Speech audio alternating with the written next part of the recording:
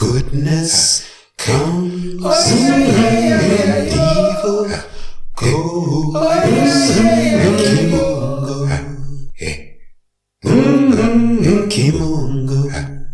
Kimungo Ukombozi, Kimungo Ukombozi, Kimungo Ukombozi, divine liberty, divine liberation, divine freedom, and all that will bring for African people wherever we happen to be on the face of this earth. Karibu, welcome. My name is Kwende, and today we're going to get into another important subject, and that subject is Restore or Amplify, celebrating Omowale Malcolm X, Part 3, in the Americas, Europe, and elsewhere.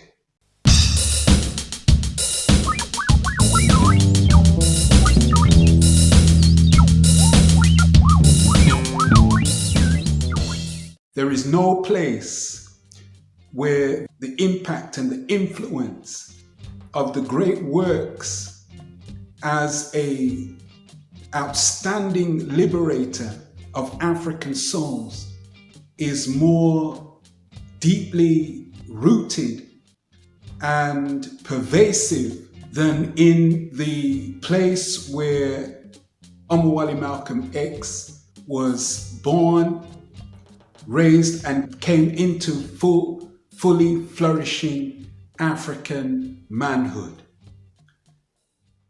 And of course, that is in America. Preceding his birth, his parents met and came together in Canada through the work they were doing for the Garvey movement.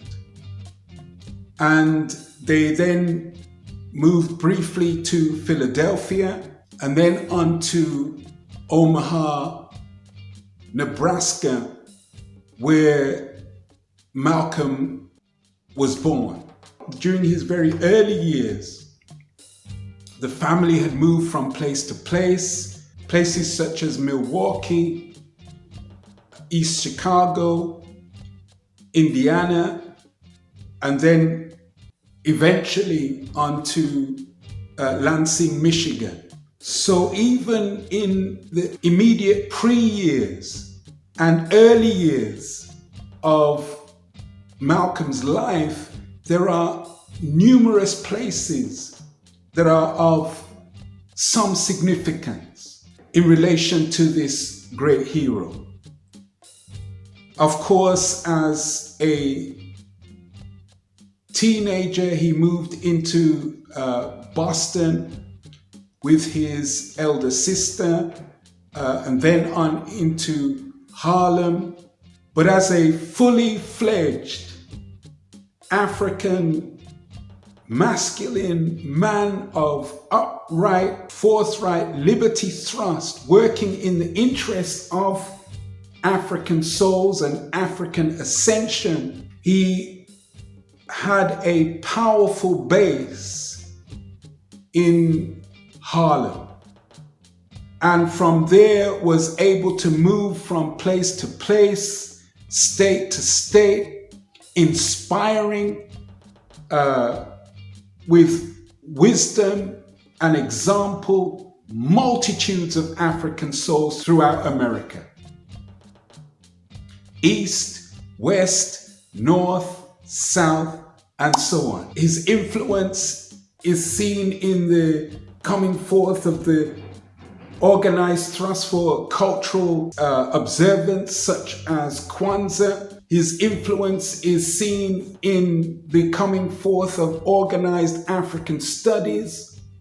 His influence is seen in the organizing of self-defense units, and so on and so on and so on. His legacy is etched in the very landscape itself, with places reflecting his name, institutions reflecting his name, and African souls wonderfully making pilgrimage to his gravesite in New York. His influence is felt in the South Americas as well, and organizers or musicians in places such as Brazil with its massive African populace, have been inspired to elevate and honor this great hero. Across the waters in Europe, he was to have met with African souls in France, and that happened to have been derailed by the so-called powers that be.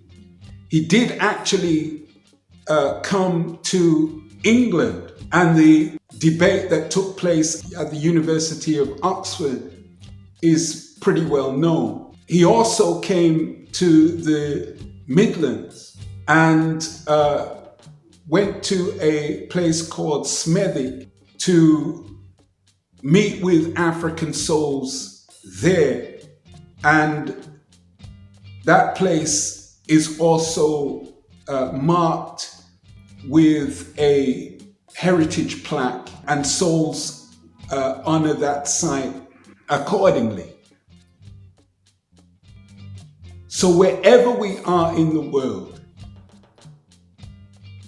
the influence and the inspiration that comes from Omowale Malcolm X is profound and deep. And amplifying or restoring celebration in his honor is important activity wherever we happen to be in the world. So with that, let us move to the portion of the program entitled Quotation Vibration.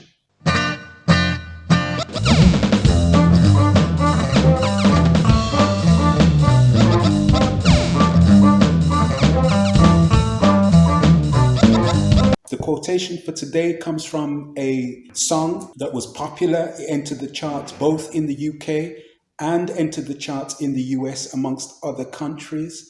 It's not exclusively about Malcolm X, but does have some lyrics that are definitely worth highlighting here.